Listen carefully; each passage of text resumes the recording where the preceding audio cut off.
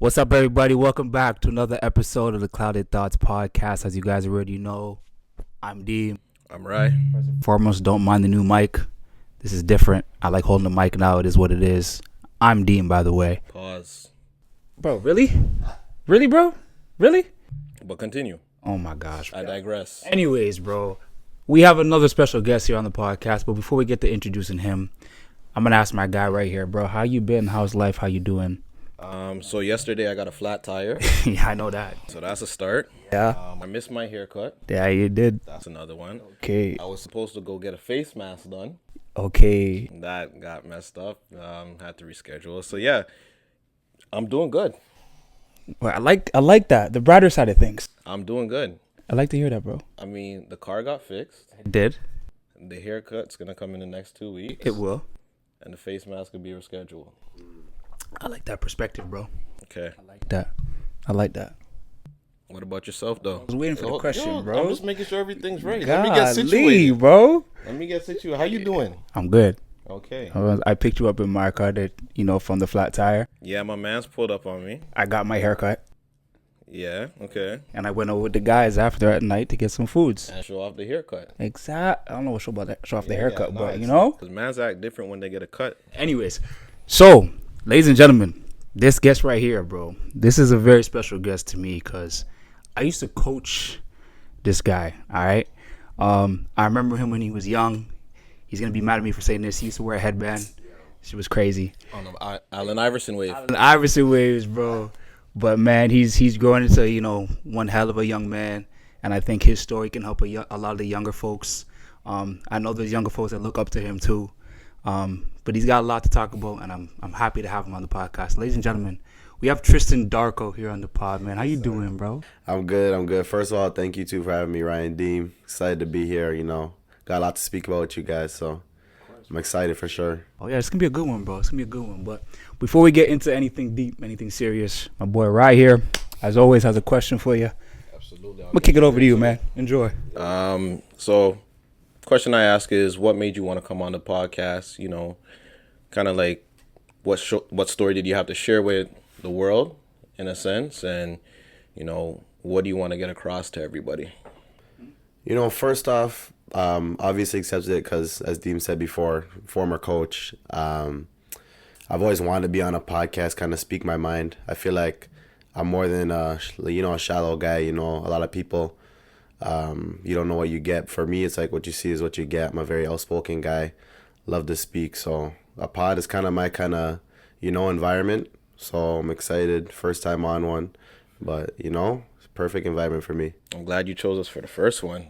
Kind of set the tone for what's to come next, right? So, I appreciate that.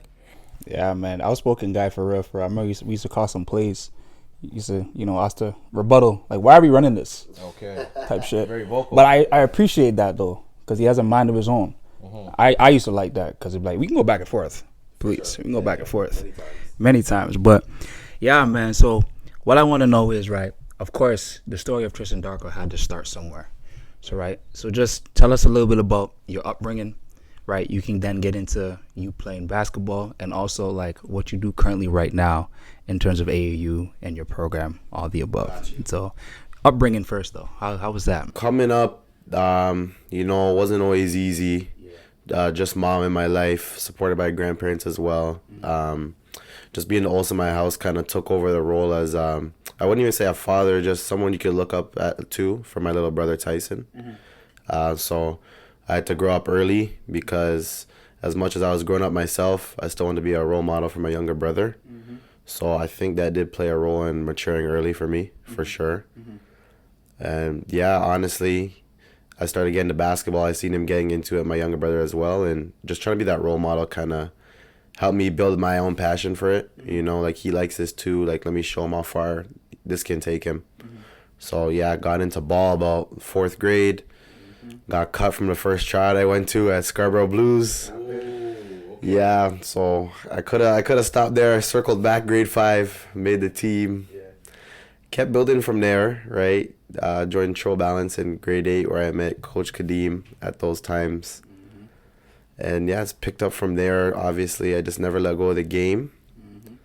So, and now where I'm at actually currently, I started my own program named BM Elite right here, guys. BM Elite. What's the BM stand for, bro? Better movement. Better movement. Yeah. Better movement elite. Like that. Yeah. So, yeah, since then, it's been building. You know, I've got a newfound passion for coaching. I've always been a vocal guy, like we already said. So, I remember just going through the motions of basketball, and I was like thinking to myself, I'm like, yo, I can really take this another level. Like, but coaching at a young age seems so like, what are you doing? Like, this kid's only this. How old? Why is he coaching my kid? But honestly, I think it's my thing. As much as I love hooping, I'm still a hooper going to university next year. But I think I got a great mind for coaching as well. And yeah, that's where I'm at with it now. I think it's a pretty cool thing that you want to coach from a young age, because it kind of switches your perspective and your mentality and how you approach the game. Because you not only see it from a player's point of view, but you're seeing it from a coach standpoint, which in my eyes, it gives you like it gives you an advantage. Right. Because I know, like, playing ball, you got to be able to react quickly, and you got to be able to see plays within a split of a second. So the fact that you're already in that mindset of like, yeah, looking at it from a coach's point of view and a player's point of view, like I said, you have the upper hand. So that's pretty unique. And then I don't want to give you so much praise, but it's almost like a Mamba mentality. I know what you're saying. Yeah. Because Kobe's whole thing with playing the game was like a mental thing, right? For sure. He as long as he was able to get it in his opponent's mind, like, he pretty much won the battle, right? So it's like, in a sense, it's like you have that same mentality, but of your own. For sure, it's different, right?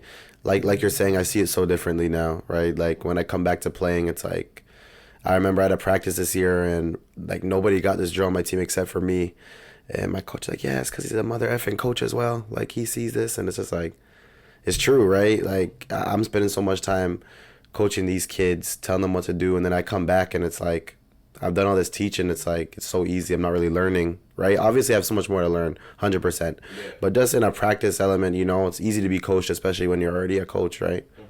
So that's for sure helped. That's big, man. That's big. I know from my point of view, seeing you coach, I know what you're capable of, because I could see it from you from a playing standpoint. So I completely see how you became a coach. Right, it adds up and makes sense, right? And of course, you have great leadership qualities as well, so that just, you know, implements it perfectly to where you want to go. But, you know, one thing I want to touch on, right? You mentioned that, you know, your mom has just always been around, and you kind of played that father figure in a sense, right? A little bit. And I know for some young adults, you know, young kids, that can take a toll on them because they feel as if, you know, I have so much on my plate, I can't really do much as a kid. I can't, you know, do my own thing. So how were you able to kind of manage, you know, looking after your little brother, also, you know, being there for your mom as well in a sense, right? And still being able to manage being a teenager, being a kid? You know, sometimes I would look back, like, I spent so much time trying to grow up so early. I feel like I kind of missed on stuff with my friends, like living in the moment, being a kid. But I don't regret anything, just because I feel like I've always been that kind of selfless guy. Like, it's bigger than me. So at the end of the day, like, I just been so excited to see that it actually pays off for my younger brother. You know, my mom's had that support. Obviously, I wasn't always adult at the age of like 10, 11, 12, but she's more supportive than she'd be on her own. So I just look back and I'm more so thankful than regretful. And yeah, so I definitely did miss some moments as a kid, but I think the sacrifices are worth it, right? Seeing them pay off has just been amazing. Yeah, no, that's true though. That's true, because there is a lot of sacrifice that had to be made in a position like that, right? And as you said, you're not regretful about it. So that's huge on your part that you're able to shift your perspective and be like, you know what? I went through this scenario. I didn't foresee it being like this, but I just handled it as it came, right? 100%. And in terms of that, that's credit to you, right? Because a lot of kids could have looked at it differently. Right. They could have been like, why'd you put me in this situation? Why is it this way? Why is this situation the way it is? And just held that forever and not used it to its advantage. Right. But you didn't do that. You know, you used it. Right. Now, with that, though, how did, you know, that I'm pretty sure like being in a situation like that also gave you a little bit of motivation on the court. I know that because I saw it.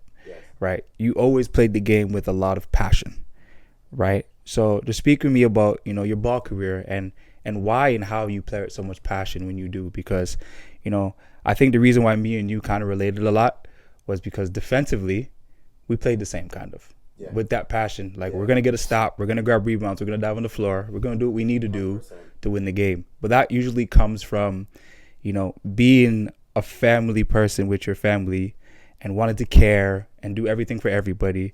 You want to get the job done, but you want to do it in a way where we're unifying everyone.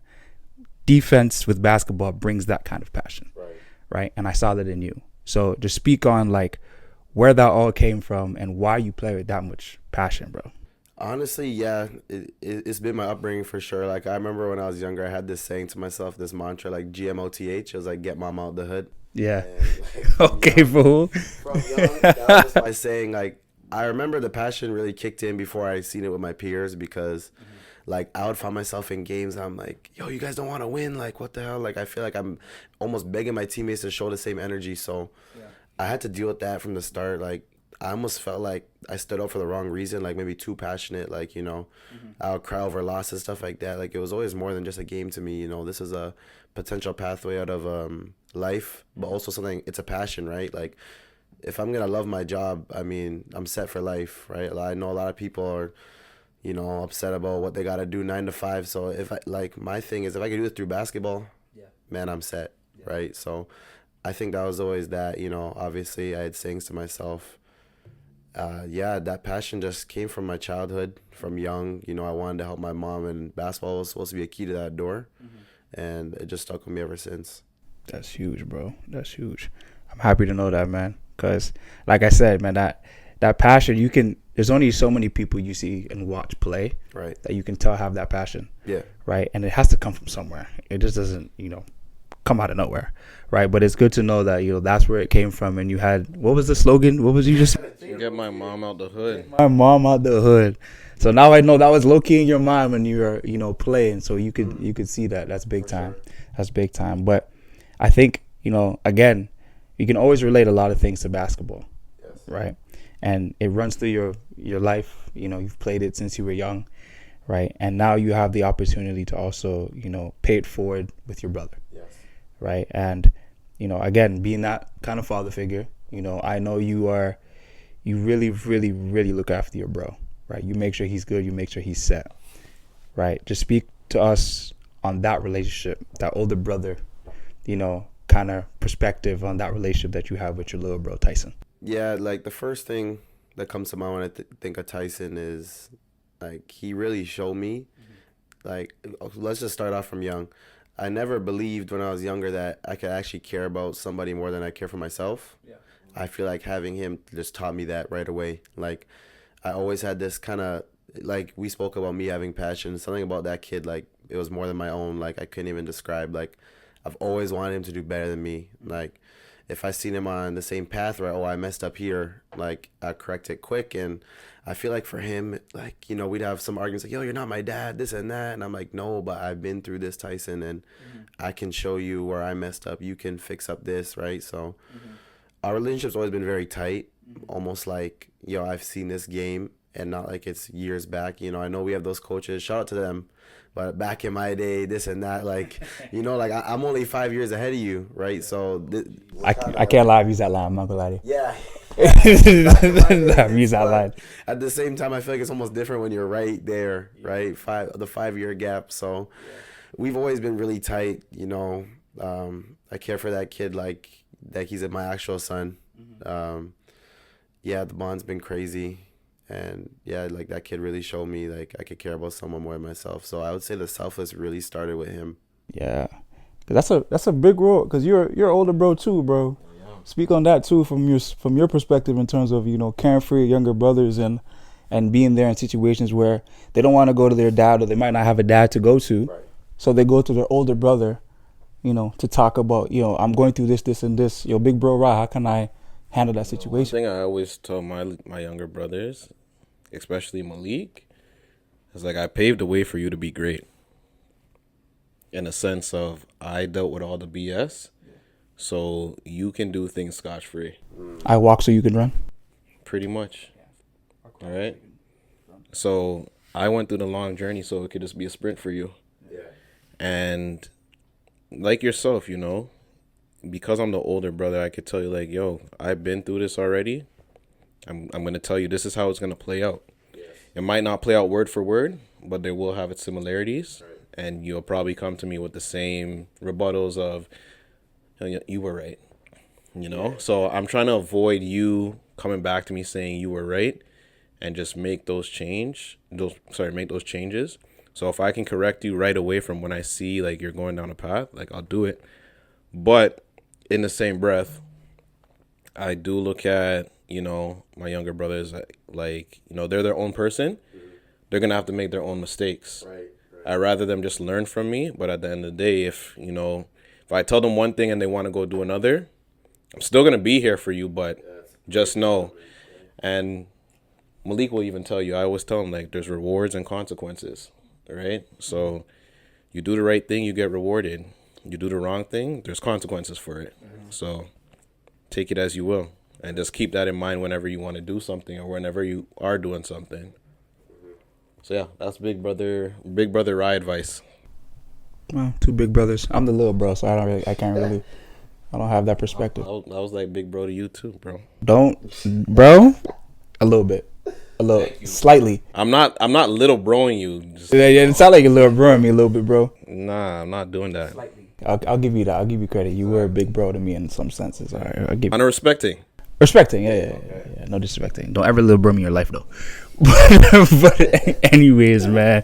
All right, bro. But nah, that's big on both y'all parts. You know, being that big bro, you know, kind of figure for your little bros. Because a lot of times they're not going to want to go to the bigger authority like the dads, the moms. They're going to want to come to their bro.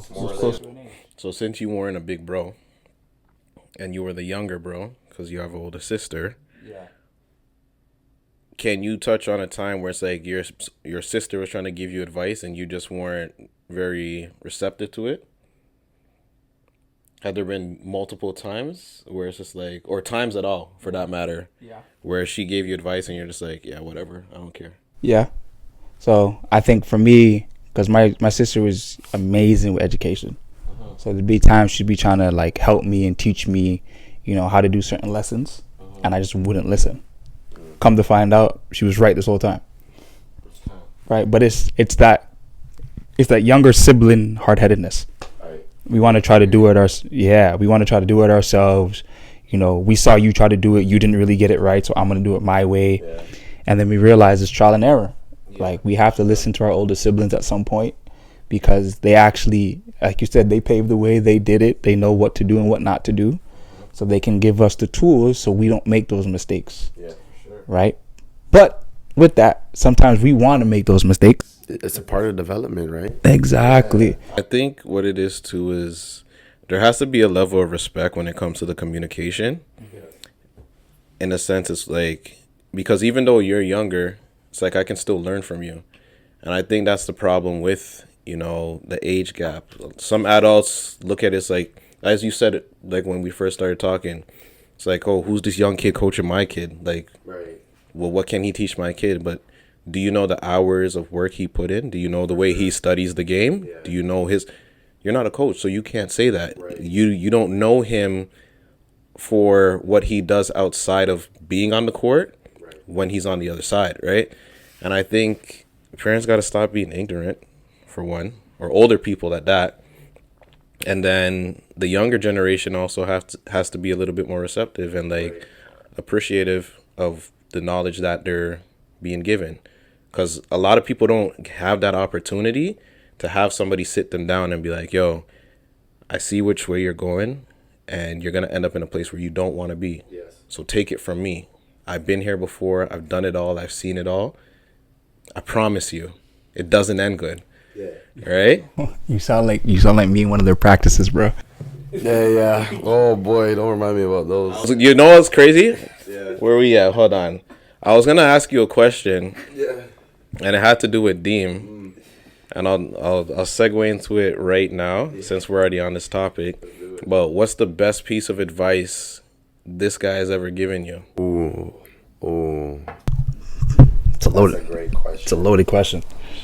I've said a lot. I know he drops a lot of gems for sure. He does. I would say one thing that really sticks is I remember I would come in like right before practice for a few weeks, and he just got on my case one day like, yo, I hope you know this is not going to slide when you go to senior ball. It's not going to slide in college. And I'm like, yo, what's this guy talking about? Like, I'm here before practice. What's the problem? Like, and I think, you know, that's what we're saying, the younger generation not being as, you know, responsive, receptive, because I'm like, what's this guy talking about? Like, I'm here before practice. What's the problem? But I realized my next year, because grade 10, that's your junior, right? Grade 9, grade 10 is junior ball. He was my junior coach telling me that senior ball is not going to happen. Like, we go to grade 11, that's a big jump, because now you're senior ball with, okay, your age already, that's fine. You got grade 12s and you got fifth years. So senior ball was kind of like a different breed from junior ball. And I remember game day practice, came in 3 minutes before the practice. I did not play the whole game the same day. And I'm like, Coach, like, what did I do? Coach wouldn't say a word to me the whole game. After the game, you think you show up right before practice and think you're going to play? And it's just like, I circle back a year before when he's telling me that. And I'm just like, man, I'm here before practice. What's he talking about? And then I face those consequences. So ever since then, practice has been real serious, on time. And that's the part where he kind of just sticks with me for the rest of my career in terms of being on time for stuff. Being punctual going forward. Yeah. If you're on time, you're late. That's the Kirk salesman story. You're either early or you're late. Yep. Yeah. But I'm on time with this guy too, huh? You be late to shit too. Don't worry. I'd be late to where? Sometimes you be late, huh? Listen, if we're going out to Gallivant, like, I don't care about being late, bro. Don't tell me I'm late to sport and have a good time. If we gotta be somewhere that's important, best believe I'm gonna be there on time. But if we're going out to waste time or have time well wasted, yeah, I'll be late. I'm happy to hear that stuck with you though, man.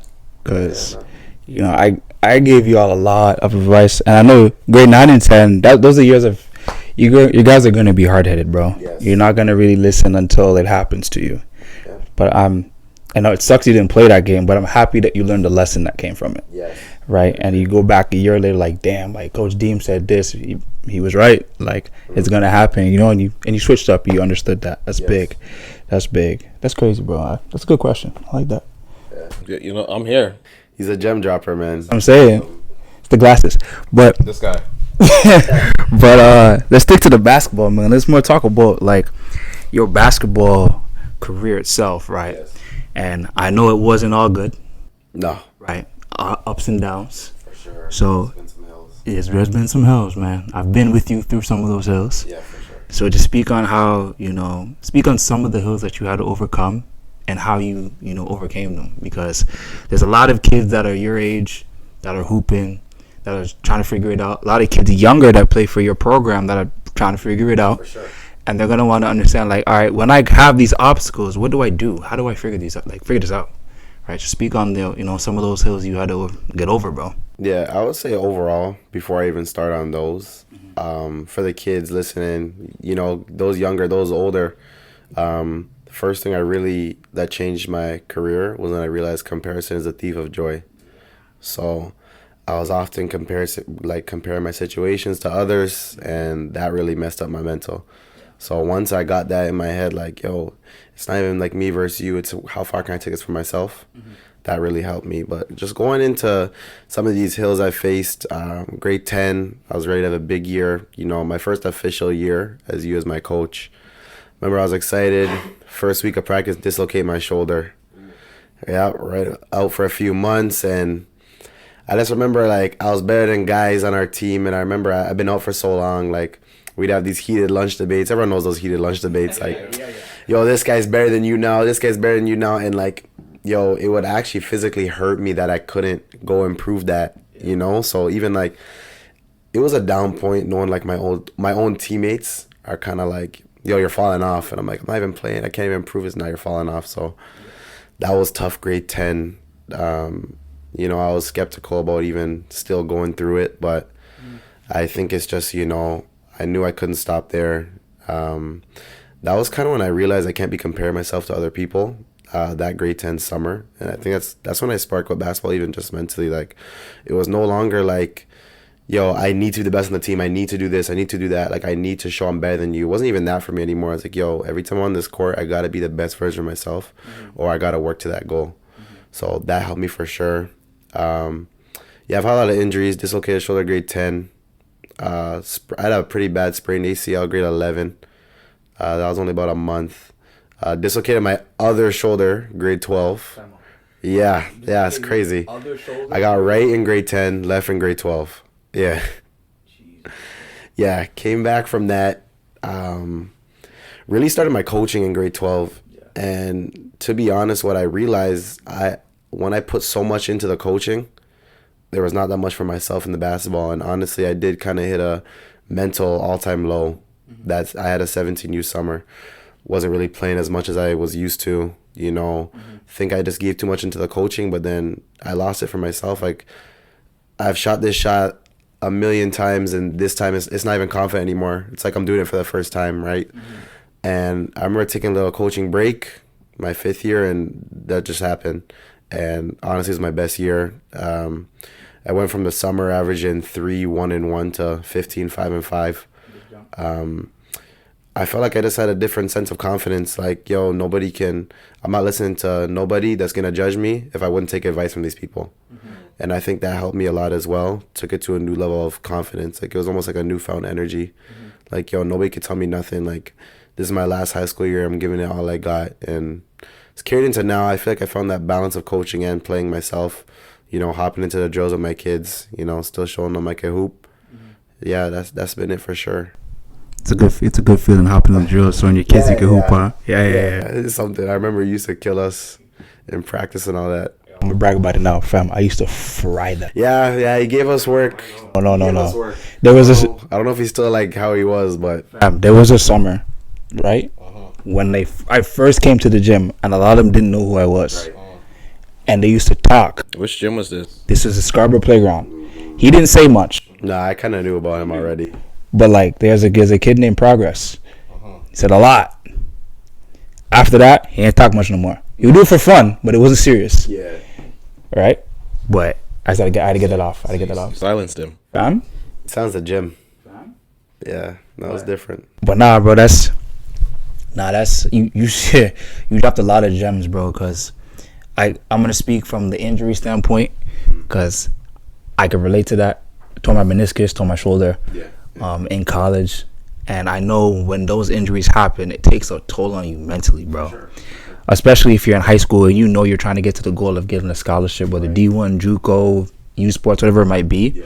And like, I'm injured now, people in front of me are propelling, and I'm here rehabbing and getting back, right? You might compare yourself, which you probably did, but I'm happy to understand that that's the thief of joy, right? That's not good to compare yourself to someone else, because everyone's running their own race, right? The injuries that happened to you might have been your direction to maybe coaching is a little something I should start first, and then I'll get to playing, right? That's one thing. And then the other thing is confidence, man. Like the game of basketball is all confidence, right? You can have all the talent in the world, all the skills in the world, but if you ain't got no confidence, bro, it's not happening. It's not happening, right? But it's one thing to know that, but it's the next to hold yourself accountable to understanding, like, you went through situations, right? And you learn from them, and you're gonna grow from them, 100%. Right? But that's big on your part, bro. But yeah, story time. Oh, for you? So once upon a time, right? Here we go. Used to hoop. Once upon a time, Pickering High. I knew it. I knew it. I just came back from surgery. I had I had a cyst on my right knee. Nasty. Yeah.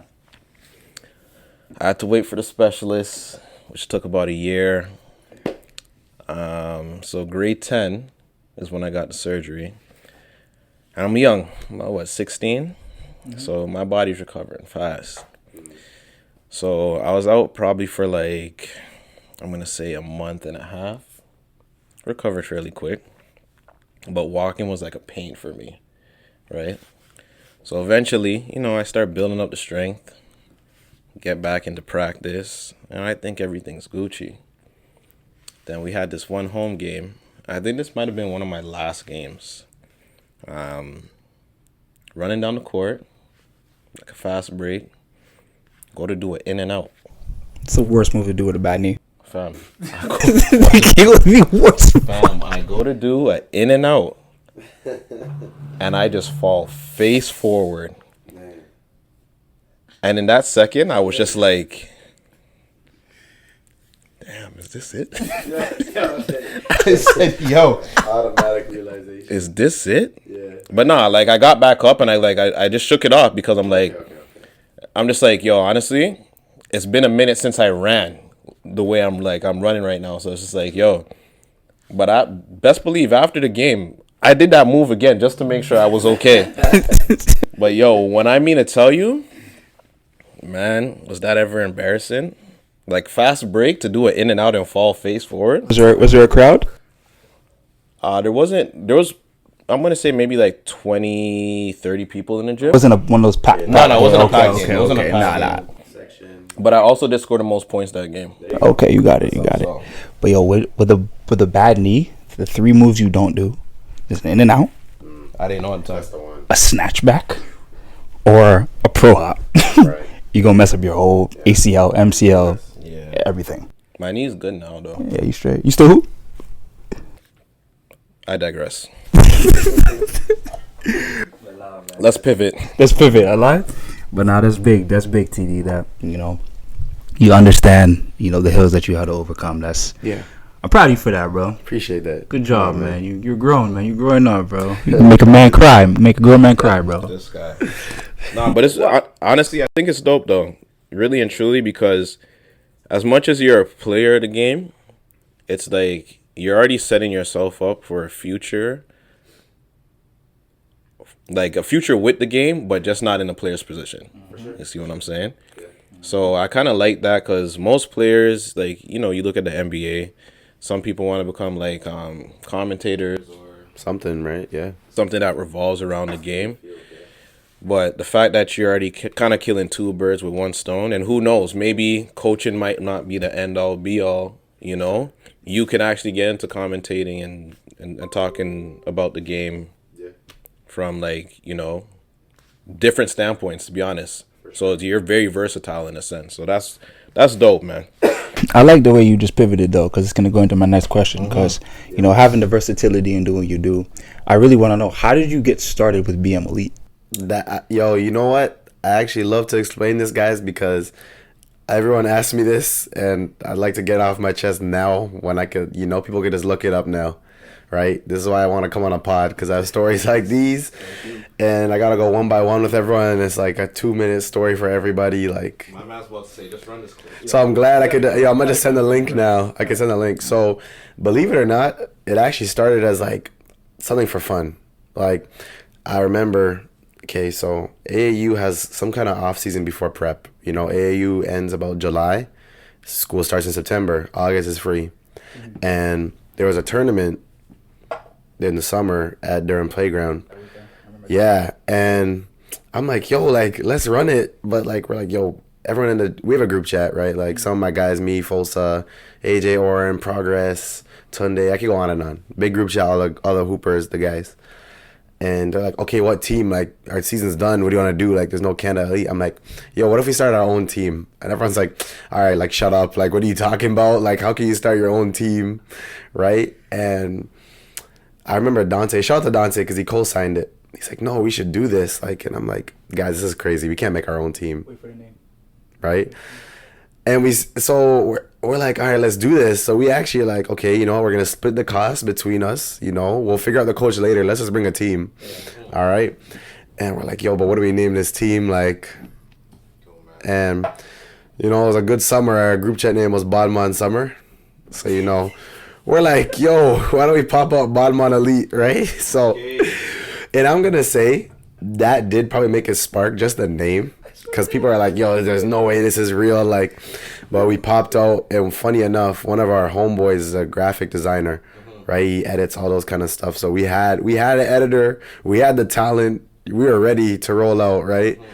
Popped out at this tournament, my uncle was coaching, and my friend's pop, Dante's pop, shout out Herc. Won our first tournament easy. Took over. You can ask Coach Gideon. We took over the scene for sure. Everyone posting. Durham playground. They usually have a main court. Mm-hmm. When man saw Bodman Elite on the court, BM Elite, they used to pack the gym. Yeah, I remember. I can even show you guys a clip. It was crazy. We have one where we're doing layup lines and we can't even go to the corner three because there's people on the court. Like, we're talking minimum. You still got them clips? Yeah. Easy. We're running it back in the pod. Don't worry. For sure, easy on YouTube. You can see it. Dunk lines. Everyone's jumping in the stands. Crazy, right? We found a lot of success, but then obviously, we've talked about Tyson, my younger brother. Yo, why can't we do this for my age? I'm like, yo, I'm not a coach. Relax. Like, I don't know that. Obviously I've been a vocal player, but at this time, I'm not thinking about coaching. I'm going into grade 12, right? He's begging me, yo, I'll get my friends together. And Tyson, he's probably one of the top guys for his age, so he kind of has some pull. And I'm like, you know what? Fine. Like, we'll just do it. We'll do it one time, one tournament. That's it. That was all it was supposed to be. Bodman Elite grade 6 comes through. Tyson gets the team together. We go to our first game. I'll never forget the score, 89-13. Right, like we got a killer team. And one of the dads comes up to me. His name's Wayne. Comes up to me. He's like, "When are we going to the States?" And I'm like, "Yo, States? What? Like, this is supposed to be for fun." Like, he's like, "You're really gonna waste the potential of this team?" I'm like, I'm hearing him out, but right, like logistics. I'm not thinking about that in the moment. I'm like, I don't know. We'll see. We end up winning that tournament. I think we won the finals like 82-40, something like that. We won by 40. And I come home and I'm with my mom and I'm like, Mom, like maybe the States thing is actually like a possibility. My mom always manages Tyson's teams and all that. So we're figuring it out. And it's like, okay, how can I do this without like taking these teams players, like that? I don't know yet. I'm new to this, right? So we're like, all right, let's do one tournament in Pennsylvania. Bring the kids together. Actually, everyone that we wanted went, so we were successful getting the group we wanted. Semifinals, we play against the third-ranked team in the world for that age. So it's like, yo, this team's had a couple practices. I'm new to this coaching. Like, how's this gonna go? We win that game by 1. Yeah, so crazy game. A top 3 team in the nation. So us, this is crazy to us, right? Especially big for a Canadian team. Finals was a breeze. And then from then it became like a secondary team for the kids. Not so more like I'm taking you away from your team. It's like, yo, like we're going to the States, just state stuff, stay with your Canadian team, hoop. We'll go play against some good competition. And I'm realizing after that first championship, like let's get some sponsors. And like people aren't really trying to put Bodman Elite behind them. So I'm like, if I fully rebrand from this, like no one's gonna, I'm gonna have to run up the fame, the cloud, all that stuff again around the team. And I'm like, all right, we're already BM Elite, Bodman Elite, BM Elite. I'm like, okay, what if we make it better movement? So then we keep BME the same. It's not much change. So I think that helped keep us together, more professional. And over time, these States trips, these practices, I'm realizing, I really have a passion for this. Like we expand, we go to a grade 7 team, go to a grade 10 team. It's becoming more of a serious thing. I'm getting business partners, coaches to help me out. And it's taken off from there. Like now, we're in the junior Adidas program this summer, junior 3 SSB. We're in the open division for EYBL, which is Nike. And if we come top 5 in that, we actually go to the Nike-sponsored finals Peach Jam, which we did just go 5-0 at the first session and beat the previous ranked number 1 team, Rondo Elite. Very good group over there. But yeah, it's became a full-time thing, which started off as, yo, let's go in a tournament. It came to, a big thing where I can give back to kids, have that relatable younger coach, just be there for all those guys, build relationships. And it's been amazing. One hell of a story, bro. I lie? Fam. It is. You started, I think, like, you've literally started your own AAU program. Yes. How old are you? 18. 17, 18 years old, because it started later. So 16, 17, yeah. 2023, yeah. So you started your own AAU program at 16, 17 years of age, bro. Yeah. That is huge, right? We know grown men that run AAU programs, and it's not easy. Right. Easy to do, right? But you were able to rally up some kids, get your programs together. It started as I'm not gonna lie, it started as like a joke thing because I know you guys in our group chat. You guys are like, we're just gonna get it all together. We have nothing else to do in the summertime. One tournament, right? But then it turned into a movement. For sure, yeah. I would call it a movement. Yeah, literally a movement. Because do you guys still say in the huddles like bad man on 3? Nah, we say BM, but like for example, like we'll walk into gyms. Shout out to Jane Finch Classic. Like when we warm up, like they'll change the aux, like bad man forward, bad man pull up, like stuff like that. So like it's cool to have like a little song with it. When people ask me now, I'm like, no, it's better movement. We rebranded. We're more professional. You know, little tweaks as we grow. Yeah. But yeah, I try to keep it as professional as we can now. Okay, no, I hear that. But don't forget the roots though. You can. Yeah. It's a real business move right there, bro. Good switch. We had to rebrand. We had to take a step back and Yeah, because now I remember y'all at Playground, bro. The vivid memory I have was someone pissed off Ifosa, and I think he had to rip middle or rip right, but then he jumped off the left. Oh yeah. Rude. Buddy. And I think you guys had Beckford on your team at one point just for fun. Yeah. Dante was there, Tunde, Justice. Yeah, you guys had it popping over there, bro. But shout out to you with the younger kids, the young folks, right? You know, have that guidance and being able to bring them to some tournaments to experience it. Because I'm gonna be completely honest to any parents watching this with younger children, right? I highly doubt college coaches are looking at your younger child. No. I'm being completely honest. If you're going to the States, it's just to experience the fun of it and to understand there's other talent out there. Get familiar with it, right? Because I know there's a lot of parents that might be like, oh, my kid's playing AAU. College coaches barely even look at high school kids now. Exactly.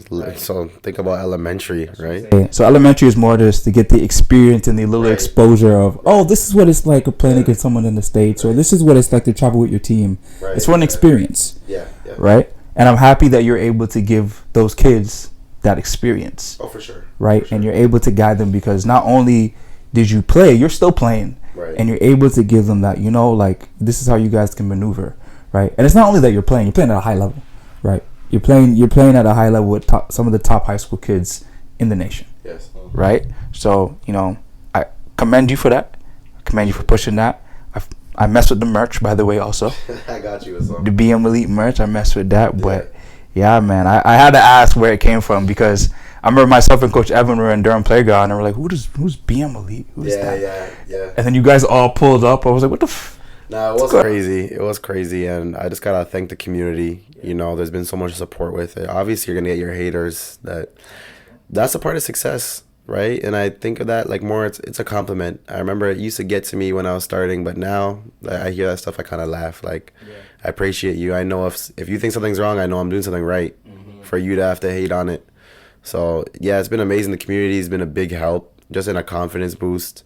Shout out to the kids because as much as I'm learning, I still learn from guiding you guys, attempting to guide you guys. Parents have been great. It's been amazing. It's been amazing. Yeah, and also given that you're one of the younger coaches in the game.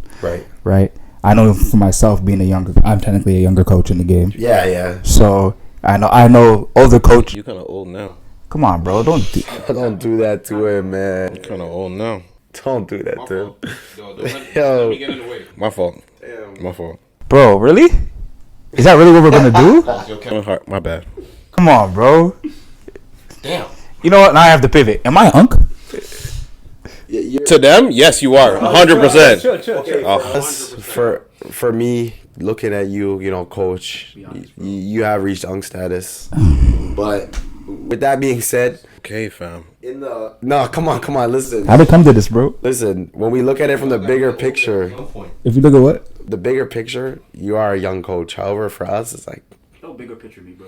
You are on status now. We'll keep it about Big Brother program. Yeah. First you try to little bro me, now you're uncle me, bro. Get off me. You're uncle to them, please. Jesus, bro. That's crazy. Because now I have to really pivot. I have to get at you because you put Unk in one of my comments on one of my pictures, and I have to flame you for it, bro. Get out of my comments. My fault. Get out of my comments. I forgot I did that. Yeah, exactly. Good thing I was truthful about that. There you go. Yeah, exactly, bro.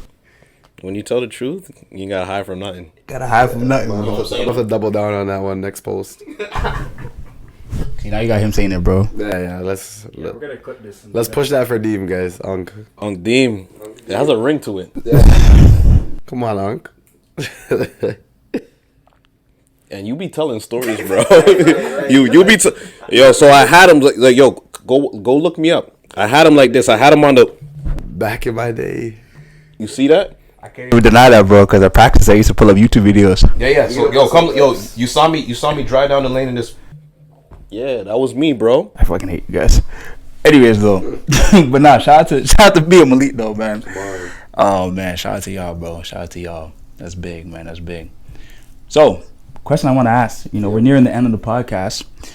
I want to ask, bro. Now, tell me as much as you can. What's next for TD? What's TD doing, bro? I know it's a loaded question. It is. It's a loaded question. It's a loaded question, bro. But what's next for you? Are you going to continue the coaching with BM Elite? Right? Are you going to push that some more? I know you said you guys have more tournaments and whatnot. Are you going to try to create more teams? Like, shout out to Locked In. That is a basketball program. Again, share what you can. Sure. Yeah, I can't say everything, but shout out to Locked In, my guys, Big L's. You know, they've been helping me a lot. We actually merged this summer. Just because one, they're great people. Two, they can help me out, right? They're very supportive. We've joined them, and it's not so more like, all right, thanks for your kids, like, it's done. Thanks for getting us the players. It's more like, all right, like, let's bring you into this family. You still coach this group. We're going to make sure everything's supported. We're going to help you out. Got us into Adidas, pathway to Nike. So I feel comfortable now being able to, well, I'll say this, I will be going to university next year. I can't say where yet. Not yet. Don't know who's watching, but I feel, you know, like I got some support going to university next year. I could take that big step in my life, but now I have a place that I can trust in my program as well. So those guys that Locked In will help for sure. I feel a lot better at that. I'm going to try to coach as much as I can. I know university will be a big jump that I got to figure out first for myself. That is kind of where I have to be selfish in the sense of I got to figure it out for me before I can give too much into others, because what a big pivot in my life, right? I feel like if I pour too much into too much, I'm forgetting about myself.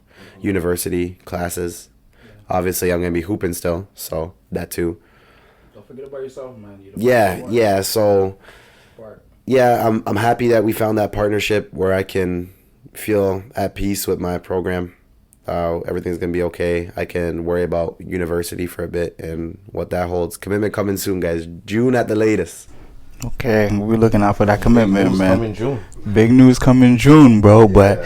But like you gotta look after you first, bro, because you can't pour into other people's cup if there ain't no water in yours. That's a real Unc thing to say. Come on, Unc. Bro, I had to. I had. I'm gonna get you an Uncle Drew shirt. I'm gonna change it to say Uncle Deem. Oh my God, I'll be wearing that one. Yeah, I'll be wearing that one. Yo, this clip is Uncle Deem merch coming just now. This clip is gonna go crazy when we post it, bro. Uncle Deem merch coming soon. There are some younger kids that really call me Unc, bro. He's one of them, and he's one of the older ones. I'm gonna get that for all your players, bro. Yeah. No, we'll put that in. Y'all let me know your size, what color t-shirts you want. Don't do that, bro. I got some embarrassing photos of this guy. Trust me. It's perfect. You guys really? I'm gonna do the Unc Deem. You guys aren't serious. I'm gonna do the Unc Deem, and it's gonna go like this, like the kind of rainbow. I see the vision. Yeah. I see the vision. And then Unc Deem, you know these foolish ass faces he be making. Yeah. I'm gonna add some gray hair on there. Put a filter. See what I'm saying? Like right at the front. Yeah. Cause he got the long hair. Yeah. The disrespect is crazy. Nah. I see the vision. I don't. Yeah, with the movement. I don't fuck with the movement. I do. Anyways, but I was big though, TD, man. But kudos to you. Appreciate it. Kudos to you, man. Continue to build. Continue with BM Elite. Continue towards your commitment. Right. You know, college is a big step. Yep.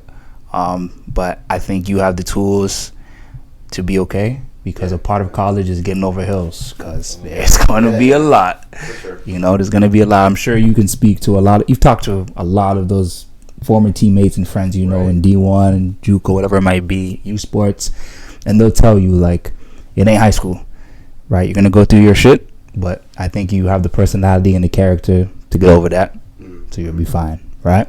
With that, you have any last questions, bro? Nah, no questions, but, you know, being an older head, You like how I did that, right? You're an unk too. You gotta switch it up. You sicko. You're a sicko, bro. Being an OG, I am proud of you, fam. I know this is our first interaction, but just to see, you know, what you've done at such a young age, from 16, building your own AAU team, you know, building community at that, it's kind of attests to who you are as a person, right? So big up to yourself on that, and I'm pretty sure the journey only gets better for yourself. I know you got the support, that's for sure. You got this guy. So as anybody who knows him, you know, you got a good support system, and then you know, you got your family, your other guys around you. So just keep doing what you're doing, and sky's the limit for you. Appreciate that. I knew you were gonna say that, Unc. Last question though. Yo. You did a 50, right? Correct. 50 or Darko versus 50 or Deem. Who do you think wins? I've seen some of your stuff. I don't know. I don't know if you're hearing this. I'm not really believing in that jumper. Whoa. Freak athlete. Whoa. I don't know. I think I was the better shooter, to be honest. Whoa. In my last 4 prep season games, guys, I made 19 threes. The last 4 games. I don't know if you were having those numbers. Darko. Out of my confidence, guys, I think I could get him. Especially just knowing he's Unk now. I can't lose to him back then. It's going to be like a pride thing. Knees. That too. I would say, like, if this was like 2000. I'm saying when I was a 50er, bro. When I was at Thorn Lee. Thorn Lee. I was at Thorn Lee. The clock current myself. Ooh, okay. I thought we were talking about. Fuck yeah, respect me. Stronger as well. Respect me, bro. Then that's a tough call. Exactly. I think it's a good game. Obviously, like. That's a tough call. Ooh. That's why I asked. Who's quicker though? I think he's got the defense. He was quicker for sure. I think I got the better jump shot. I feel like Miss jump shot then. I think I got him at the rim sometimes just because. No, you don't. I give him like a pound dribble to his chest. I don't know if he's taking that back then. You know, I don't know. I'm stealing that. See, this is what we're talking about. Like, this is like he's hinting that he might lose now. Darko, I'm stealing. Depending on his steal to stop me at the rim. So I'm gonna go with me 11-9. Shout out to Coach Kadima. 11-9 you? I'm gonna go with me. I don't think you. I'm gonna let you shoot. I'm gonna live and die by that. And I think I'm gonna live. Here's the thing about me. I'm telling you I'm going left and I'm going left. I go left too. I'm a right hand guy that goes left. 11-9 you is crazy, Darko. So what do you got? I got 11-7 me. Nah, I'm getting more than 7 on this guy, guys. 11-7, bro. Oh, bro. Limit, he's probably cooked. I'm gonna keep myself out of this. Yo, bro, we should get AI and type this in and figure out if it works. Yeah. Anyways, man, Darko, appreciate you hopping on the pod, man. You know, gave us a lot of insight about, your program, your life, you looking after the community and you being a big brother. Yes, sir. Right? With that, man, I appreciate everyone who tuned in, listened, watched, subscribe to us on YouTube, follow us on Instagram and TikTok. You know where to find us. His links for BM Elite and his personal links are going to be on our description. You'll find it on Instagram and on YouTube. Tap into his program. Tough program. They're going to grow. They're going to get bigger. I'm telling you from now, they're going to be something serious. Yes, sir. You heard it here first. BM Elite. BM Elite. Anyways, man, as you guys already know, this is the Cloud Thoughts Podcast. I'm Deem. I'm Ry. That's Tristan Darko. Yep. And we out. Peace.